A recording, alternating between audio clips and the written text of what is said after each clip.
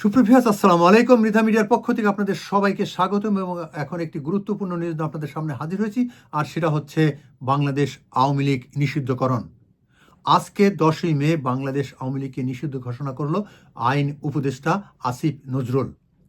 আপনারা জানেন যে আজকে উপদেষ্টা পরিষদের একটি জরুরি বৈঠক ছিল, সেই বৈঠকে সিদ্ধান্ত হয়েছে এবং সিদ্ধান্তটি ঘোষণা করেছেন আইন উপদেষ্টা আসিফ নজরুল। সুপ্রিভিয়ার্স, আপনারা জানেন যে গত 5ই আগস্ট ক্ষমতা হস্তান্তর পর, অর্থাৎ ক্ষমতা থেকে ভারতে পালিয়ে যাওয়ার পর আওয়ামী লীগের বিরুদ্ধে বিভিন্ন অভিযোগ উঠেছে এবং সেই সাথে যতগুলো শেখ মুজিবুর রহমানের যতগুলো স্ট্যাচু ছিল সবগুলোকে ভেঙে ফেলা হয়েছে, 32 নম্বরকে গুড়িয়ে দেওয়া হয়েছে। সেই সাথে আওয়ামী লীগের নেতাকর্মীদের অনেকভাবে নির্যাতন অত্যাচার করা হচ্ছে। সুপ্রিভিয়ার্স, অনেকের বাড়ি ঘরও আগুন দিয়ে জ্বালিয়ে পুড়ে দেওয়া হয়েছে।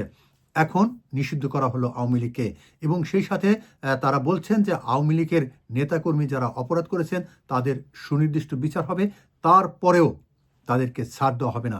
সুপ্রিভিয়ার্স, আপনারা জানেন যে কয়েকদিন ধরে বিভিন্নভাবে এই আন্দোলন সোচ্চার হয়েছিল এবং গত কয়েকদিন আগে সাবেক রাষ্ট্রপতি আব্দুল হামিদ দেশ থেকে চলে যাওয়ার পরে এই আন্দোলন আর ঘনীভূত হয়ে ওঠে। সুপ্রিভিয়ার্স, তারই পরিপ্রেক্ষিতে আজকে এই আওয়ামী লীগকে নিষিদ্ধ ঘোষণা করা হলো। সুপ্রিভিয়ার্স, আপনারা সবাই ভালো থাকুন, সুস্থ থাকুন, নিরাপদ থাকুন। আল্লাহ হাফেজ।